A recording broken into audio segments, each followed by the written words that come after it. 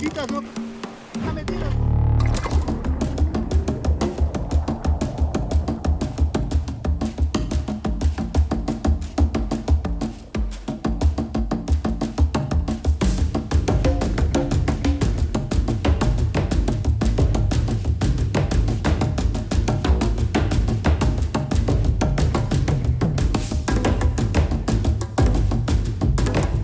Belize is a very special place for me down here. We have a very unique fishery, very healthy turtle grass flats, very good limestone flats with very good fish populations of permit, bonefish, and tarpon that swim in these waters.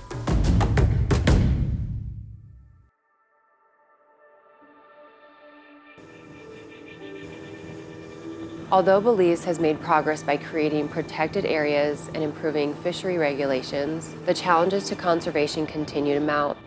Healthy habitats and good water quality are important to the flats fishery and the coastal communities that depend on these resources to survive. If the loss of coastal habitats continues, as proposed by the Caye, Rosario, and Blacador Caye developments, communities will be unable to tackle conservation goals and sustain their economies and livelihoods. In Belize, there are several threats.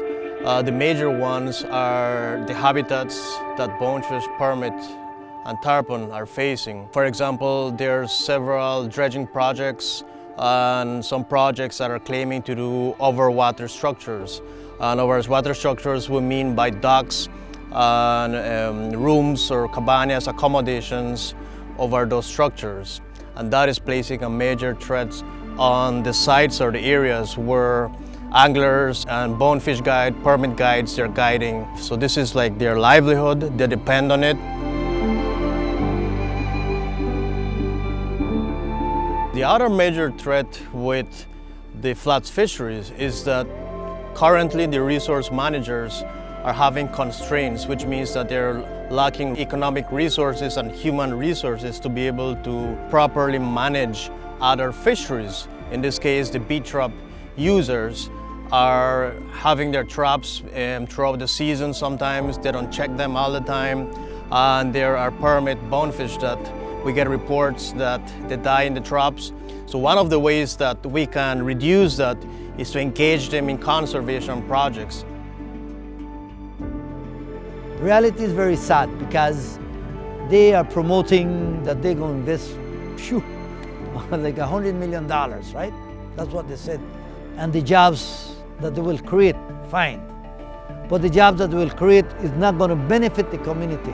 It's only going to benefit the mainland if they go buy the material. It's not going to benefit the community, nor the fly fisher, nor the restaurants, nor the vendors, because inside Rosary Caye is a different geographical formation. There's another little island inside Rosary Caye surrounded by a saline lagoon. So it's a different water level from the outside to the inside. And they are filling it up by taking the sand from the shoreline, that is the bonefish recovery flat area, taking that sand and put it into Rosary Caye for a few dollars. I am a guide at Blue Bonefish Lodge, and I have been a guide for about 12 years. We have been doing some conservation research for Bonefish and Tarpon Trust with a lot of sponsorship from the Blue Bonefish. Our main target right now is to tag permit. It's a project that will take a couple of years because of the migration of fish that we are trying to protect.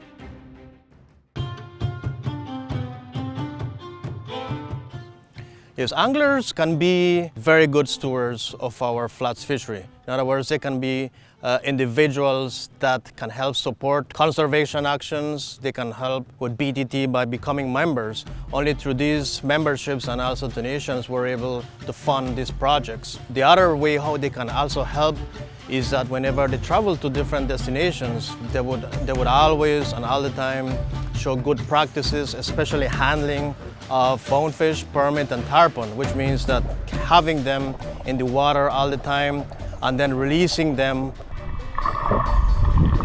Throughout the 3-year studies that we have done recently has shown populations such as bonefish have recovered. Guides, they're acknowledging that the fishery has recovered, the abundance or the number of fish have increased as compared to 10, 20 years ago. But this health can only be maintained if we have good habitats, also good practices whenever we're handling the fish.